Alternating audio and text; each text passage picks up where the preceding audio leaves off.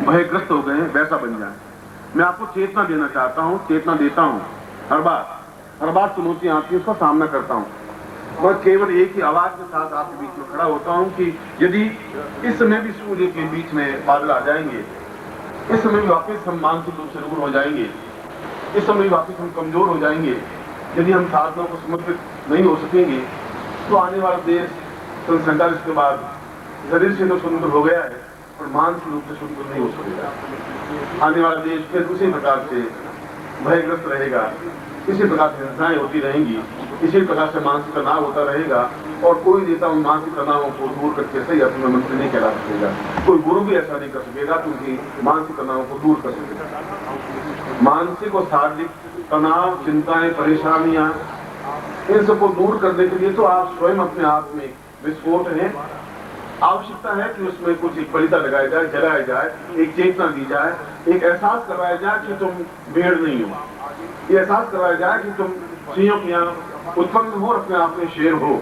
और जिस दिन तुम्हें एहसास हो जाएगा उस दिन झपटा मार के खड़े हो सकते हो, उसमें पूरा देश भी तुम्हारे पीछे खड़ा हो सकेगा और आने वाले युग में आगे खड़े हुए, आगे चलते हुए जो तुम खड़े हो सकोगे, आने वाली पीढ़ियां तुम पर गर्व कर सकेंगी कि हमारे पूर्वजों ने उस समय जूझते हुए आगे खड़े होकर चले जहाँ सब भयग्रस्त। मैं जानता हूँ कि मंत्री या दूसरे लोग आते हुए कभी कभी उच्च कोटि के धार्मिक लोग भी घबराते हैं कि लोग क्या कहेंगे, मेरी छवि का क्या होगा, लोग कहेंगे ये तो साधु बन गया है, धार्मिक लोगों में चला गया है। मगर पिछली बार भी जिस प्रकार से वो आए निर्दयता के साथ, इस बार भी आए। इस बात का एहसास है कि उनके अंदर एक क्रांति चेतना है, इस बात का एहसास है कि उनमें शर्म झिझक नहीं है कि लोग क्या कहेंगे, मेरी छवि को क्या होगा। ऐसे लोग एक नहीं, ऐसे अगर 20, 25, 50 लोग भी होंगे, ऐसे अगर मुट्ठी भर लोग, ऐसे साधक भी होंगे, तो देश मानसिक रूप से गुलाम हो ही नहीं सकता, संभव भी नहीं। और जैसा कि मैंने प्रारंभ में बताया, ये 4 दिन मेरे दिन है ही नहीं। ये गुरु पूर्णिमा शब्द तो था, अब तो पिछले 20, 25, 50 वर्षों में शिष्य पूर्णिमा का शब्द सही है, जहां हम सही अर्थों में शिष्य बन के दिखा सके। शिष्य का अर्थ है नम्रता युक्त होना, शिष्य का अर्थ है नजदीक होना। पाणिनि की व्याकरण में कहा है कि शिष्य इति समीप्य है, जो अधिक समीप से समीप जा सके और ऐसी स्थिति आ सके, एकाकार हो सके, लीन हो सके गुरु के चरणों में। और गुरु कोई शरीर नहीं होता, मैं कोई गुरु आपका नहीं हूँ, ये भगवे कपड़े और सफेद कपड़े गुरु नहीं हो सकते। कृष्ण को गुरु का है, कृष्ण वंदे जगत गुरु। कृष्ण तो पूरा राजनीतिज्ञ था, महाभारत के युद्ध में भी खड़े होकर के और बिना शस्त्र उठाए भी पांडवों को जिता सका। कोई युद्ध, कोई सुदर्शन चक्र, कोई तलवार, कोई तीर और भाला हाथ में लिया नहीं। सही अर्थों में वो एक नीति निपुण था। उस भूमि पर हम खड़े हैं इसलिए कि हम सही अर्थों में अगर कृष्ण को गुरु मान सकते हैं, चाहे वो राजनीतिज्ञ है, चाहे अपने आप में विविध गुणों से युक्त है, तो उस व्यक्ति को गुरु मान सकते हैं जो अपने आप में गुणवान है, ज्ञान है, चेतना है, खड़े होने की क्षमता रखता है, कौरव और पांडवों के बीच में खड़े होकर एहसास कर सकता है, कहला सकता है कि मैं हूं और निश्चित रूप से जहां सत्य है वहां विजय होगी होगी, चाहे 5 पांडव मेरे पीछे।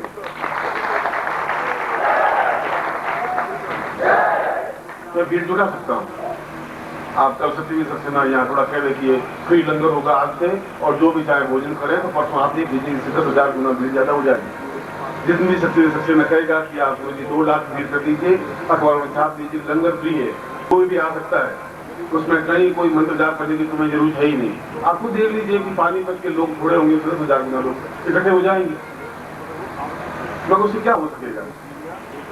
लंगर में भोजन करने वाले मोती नहीं चुन सकते, उनको तो मानसरोवर तैरने वाले ही मोती चुनते हैं, उन्हीं को अंश कहा जाता है, चाहे बहुत कम प्राप्त हो सके।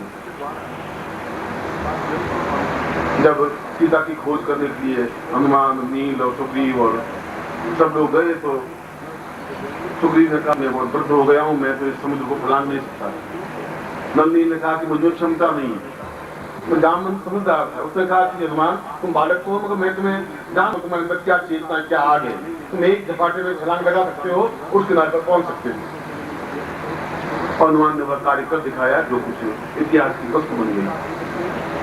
मैं भी तुम्हारे अंदर की उस आग को जानता हूँ, तुम उससे जुड़े हो इस बात को जानता हूँ, शायद तुम अपने आप को जितना नहीं जानते उससे मैं ज्यादा आपको जानता हूँ।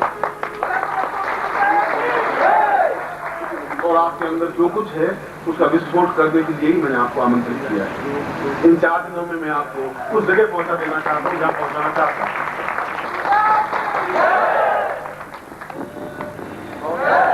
जब आप यहां से रवाना हो तब आपके हृदय में एक विश्वास जम सकेगा, एक आत्मविश्वास पैदा हो सकेगा, एक एहसास हो सकेगा कि मैं किसी व्यक्तित्व के पास बैठा हूं, एक चेतना आ सकेगी कि मैं कुछ बन करके निकला हूं। और ये चेतना पैदा करने के लिए इस शिष्य पूर्णिमा के अवसर पर इस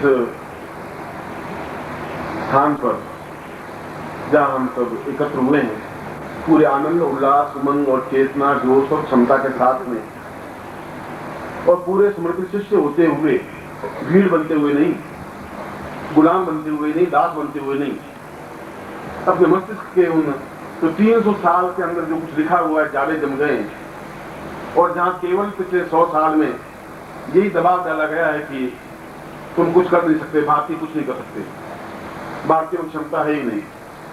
और हमने एहसास कर दिया है कि एक बात होगी जो सभ्यता हमारे जीवन में घर कर गई है कि साहब कहाँ है, साहब बात होगी, मंत्री महोदय कहाँ है, साहब बात होगी। सुबह 5 बजे से लगा के 11 बजे तक बात होने बैठे रहते हैं, जब किसी बात भी टेलीफोन पर, क्योंकि उन्हें क्षमता नहीं है कह सके कि मैं पूजा भी करता हूँ, उन्हें चेतना नहीं बता सके कि मैं ज्ञान प्राप्त करता हूँ। नरसिंह राव कहते देते हैं लाल किले से कि मैं ज्योतिष में विश्वास नहीं करता हूँ, और जो ज्योतिष है उनको तो मालूम है कि बिना ज्योतिष को उनका एक पल भी आगे बढ़ नहीं सकता। कहना एक अलग चीज है। प्रश्न ज्योतिषियों और ज्योतिषी की बात नहीं है, प्रश्न ज्ञान और चेतना की बात नहीं है, प्रश्न तो पूर्णता के साथ में अपने आप को एहसास करा देने की बात है। न मंत्र गलत है, न तंत्र गलत है, न यंत्र गलत है, ढोंगी साधु गलत है, पाखंडी व्यक्ति गलत है। जिन लोगों में ज्ञान चेतना नहीं, उन्होंने पाना जो पहन रखा है वो गलत है। भेड़ अपने आप में शेर की खाल पहन ले तो शेर नहीं बन सकती, ऊपर के दबाने से कोई ज्ञान और चेतना पैदा नहीं हो सकती। महावीर स्वामी ने कोई रात्रि वस्त्र पहन करके ज्ञान और चेतना नहीं दी थी, तो सब कुछ छोड़ दिए थे। तो एक बार फिर यहाँ के आयोजकों को, क्योंकि यह एक स्वागत समारोह का क्षण है, आप फिर मेरे बीच में तो तारतम्यता इसके बाद की स्थिति पैदा होगी जब मैं आपका वापस गुरु बनूंगा, आप मेरे शिष्य बनेंगे। अभी तो आप आगंतुक हैं, अभी तो आप आयोजकों के बुलावे पर आए हुए हैं, इसलिए मैं उनको भी उस क्षण विशेष में उस परंपरा का निर्वाह करते हुए यहाँ के सारे आयोजकों को मैं हृदय से आशीर्वाद देता हूँ। और प्रकृति की दृष्टि से तो चिंता करे ही नहीं, क्योंकि मैं चाहता हूँ कि प्रकृति हमारा इम्तिहान ले और हम प्रकृति को इम्तिहान देते रहेंगे, इसमें दोहराने की जरूरत।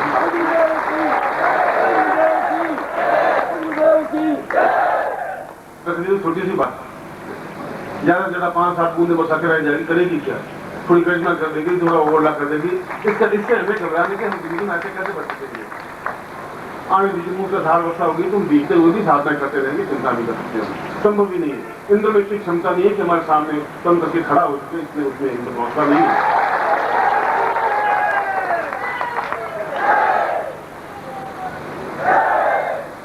मैं 4 दिनों में आपके चेहरे पर एक मुस्कुराहट लाने की क्रिया करूंगा। मैं कुंडलिनी जागरण की प्रक्रिया करना चाहूंगा कि आपको पहली बार से ढंग से एहसास हो सके कि अंदर कितना विस्फोट होता है। और एक परमाणु सिर्फ इतना होता है जितना सुई की नोक पर 100 परमाणु आते हैं, सुई की नोक पर 100 परमाणु आ सकते हैं, और एक परमाणु आधे हिंदुस्तान को बर्बाद समाप्त कर देने के लिए बहुत होता है। और परमाणु का उपयोग करें तो पूरा आधे से ज्यादा रेगिस्तान हरा भरा बन सकता है, जमीन में से पानी का पोता फूल करके निकाला जा सकता है।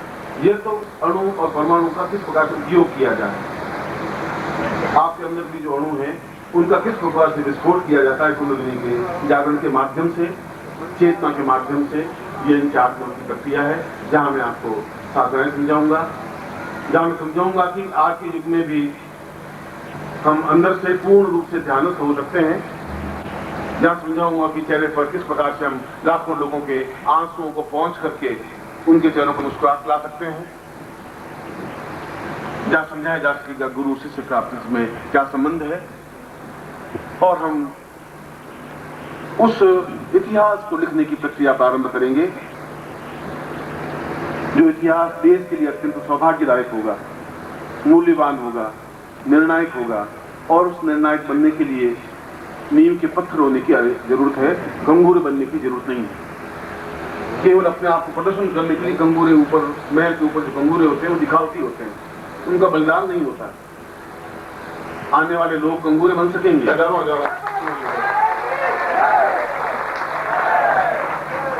और ऐसा होगा ही।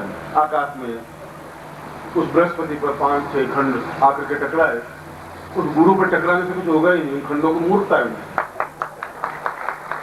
उनको पता ही नहीं है। ऐसे धूमकेतु तो उससे पहले कई बार आ चुके हैं, गुरु से टकरा चुके हैं। उस गुरु ग्रह से क्यों टकरा रहे हैं मुझे मालूम नहीं, पर टकराने दीजिए। और जो भी टकराए वो टकराए गुरु से। अगर गुरु में क्षमता होगी तो गुरु का कोई कुछ वो धूमकेतु विश्वास बात बात नहीं सकते। मैं एक बात सुना, यदि वो चाहते हैं कि अगली बार यहाँ आयोजन हो तो सक्सेना जी के मुंह से काम नहीं चलेगा, मंत्री जी के मुंह से कहे हुए शब्दों से भी काम नहीं चलेगा। यहाँ के प्रत्येक कंकर पत्थर के मुंह से अगर ऐसी आवाज निकलेगी तो निश्चित रूप से लाखों लोगों के बीच में ये गुरु पूर्णिमा संपन्न हो सकेगी। ऐसा नहीं। मैं एक बात पुनः आपको आधे घंटे के लिए विमुक्त करूंगा और फिर हम वापस आधे घंटे बाद यहाँ एकत्र होंगे। मैं वापस आपके बीच में आ सकूंगा और आज का जो साधनात्मक कार्यक्रम है, मंत्रात्मक जो कार्यक्रम है, जो कुछ है, उस कार्यक्रम को सही ढंग से एक एक क्षण का उपयोग कर सकेंगे। यहाँ के भजनलाल सरकार को भी और उनके मुख्यमंत्री महोदय को, जिनकी वजह से वो यहाँ जब भजनलाल जी से मिले तो उन्होंने कहा कि मैं खुद भी आने के लिए तो बड़ा कृत संकल्प हूँ, मैं आना चाहता भी हूँ, मगर कुछ ऐसी स्थितियाँ चारों तरफ की हो रही हैं।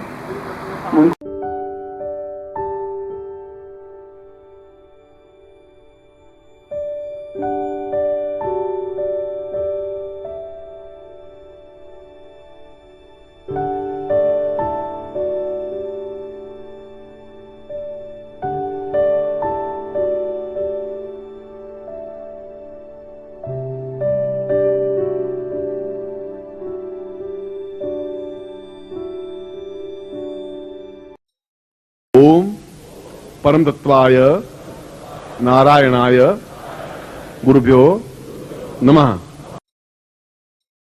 ओम ह्रीं मम प्राण देह रोम प्रतिरोम चैतन्य जाग्रय ह्रीं ओम नमः। ओम भूर्भुवः स्वः तत्सवितुर्वरेण्यं भर्गो देवस्य धीमहि धियो यो नः प्रचोदयात्। परं तत्त्वाय नारायणाय